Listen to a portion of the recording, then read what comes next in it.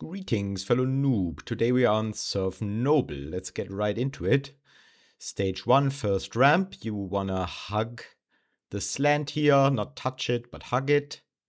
And here you wanna go to the right a little bit and then cross to the other side. Makes everything else much easier. And then stay low here, and flick up. And you're in the end zone. Alright, stage 2, pretty straightforward. Don't need to go quite that low on this ramp, but it's fine. And here if you cross to the right and then use the right hole, it's a little bit faster, saves like a second or so. On this curved ramp I'm using a turn bind to make it a little easier, but of course it's not necessary. And that's it. And we're in stage 3. This one is still pretty simple. On this ramp, just do a tiny little flick over the spine. And then you need to catch this ramp. That's of course not that easy.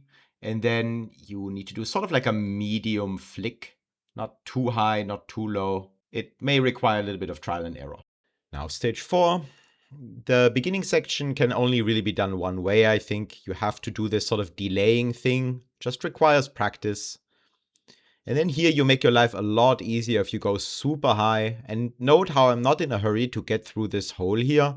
I'm really trying to land right on top of this ramp, so the turn into it gets as easy as possible.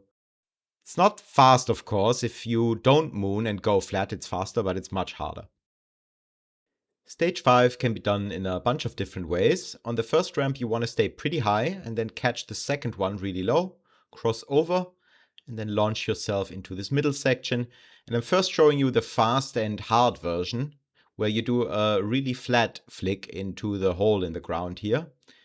I kind of mess it up a little bit because I catch the ramp too late.